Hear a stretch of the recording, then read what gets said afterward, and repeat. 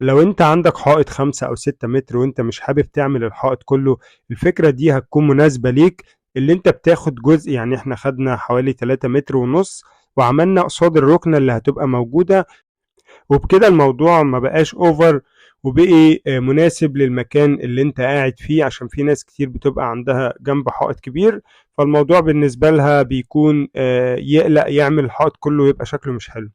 بنبدأ ناخد المقاس من على اليمين بديل الخشب، وبنبدأ نقطع بديل الخشب بالصاروخ، وبنبدأ بنشتغل من على اليمين، لأن احنا ما عندناش يعني بداية حائط ونهاية حائط. احنا هنرص الشغل بتاعنا من على اليمين لحد مثلا 3 متر ونص، والموضوع بالنسبة لنا مش هيحتاج اللي احنا ناخد مقاسات في النص.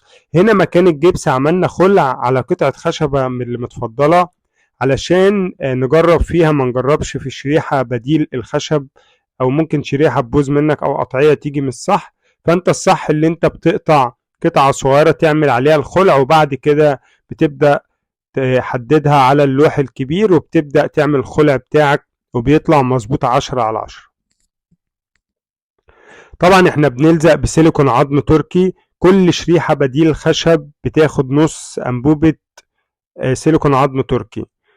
زي ما حضرتك شايف كده بنبدأ نرص الشرايح بتاعتنا. هنا احنا هنعمل الستيل 3 سنتي، مش كالمعتاد اللي احنا هنعمل ستيل 5 سنتي، احنا هنعمل ستيل 3 سنتي زي ما حضرتك شايف. والميزة في الستيل ده كان جاي 3 متر، فبياخد المقاس طولي كله، هياخد مش هيبقى فيه لحمات. وزي ما حضراتكم شايفين كده بنبدأ نحط في ظهر الشريحة مادة اللزق اللي هي السيليكون العظم التركي. وطبعا وانت بتشتري بديل رخام وبديل خشب بيبقى فيه انواع كتير، مصري وصيني. طبعا يعني انا بنصحك بالتركي لان عمره طويل جدا وبيبقى خامة ممتازة في الشغل. عندنا بديل الرخام ده المصري خامة كويسة جدا في بديل الرخام، وده تقريبا اللي منتشر في السوق جدا.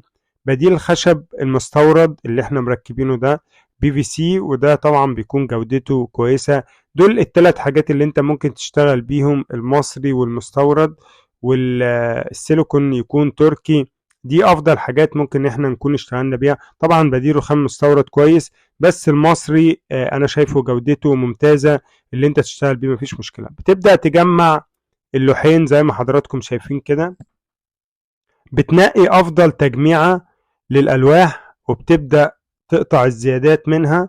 يعني احنا بنقيس على الحائط وبنبدأ نقطع الزيادات منها زي ما حضراتكم شايفين كده. طبعا اللحام باين هنا لان الاستيكر يعني كان فيه تراب شوية فمبين اللحام، لكن طبيعة اللوح بديل الرخام ده اللحام بتاعه ما بيبانش قوي، لان فيه تاتشات كتيرة في النص فبتدخل في بعضها فمش بتبين مكان اللحام. هنا ببدأ اظبط الزيادات اللي انا سايبها، لان انا بسيب كام ملي زيادة علشان لو الوزرة فيها عوجة او حاجة.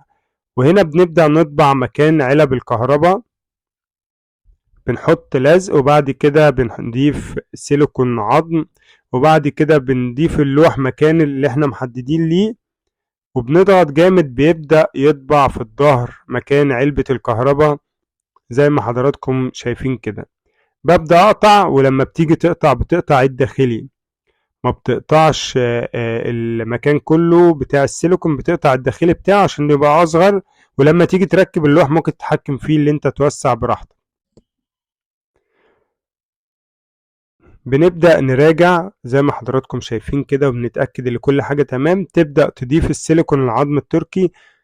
عندنا اللوح بياخد 2 سيليكون عظم تركي، أنبوبتين سيليكون عظم تركي بيتوزعوا شكل زجزاج زي ما حضراتكم شايفين كده.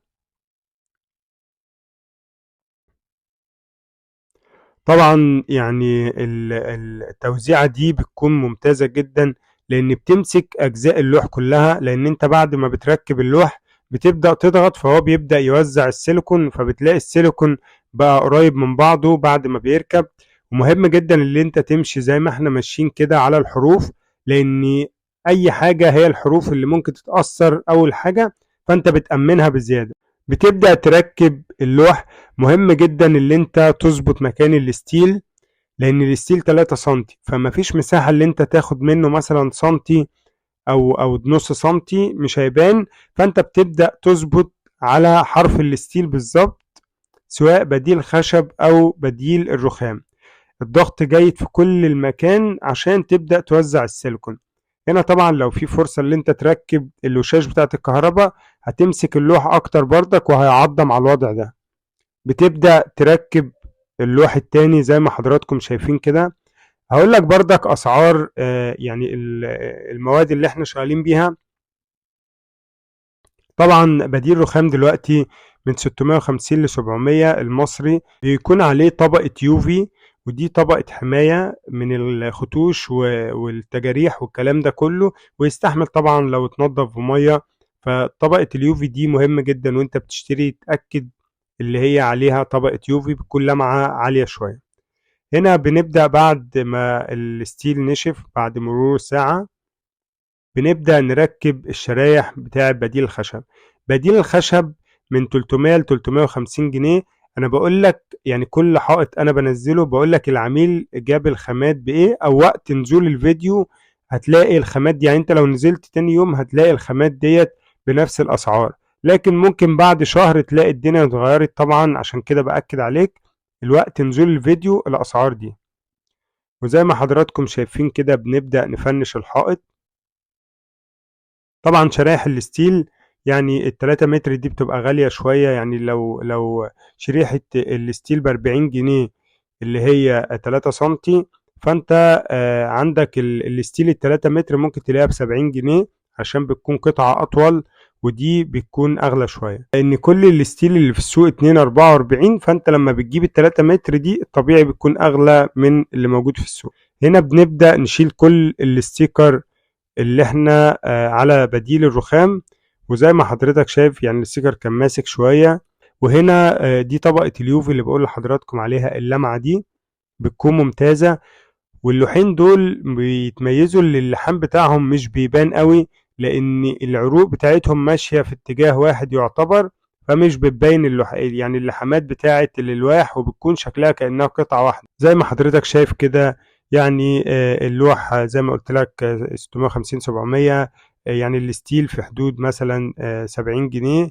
عندك بديل خشب من 300 ل 350 الشريحة. اتمنى يكون الفيديو عجبكم. لو عجبك الفيديو ما تنساش تعمل لايك. لو انت مش مشترك معانا في القناة تشرفنا وتشترك معانا. لو انا في حاجة ما وضحتهاش حط لي في كومنت وانا هرد على حضراتكم. اشوف حضراتكم على خير الفيديو القادم ان شاء الله.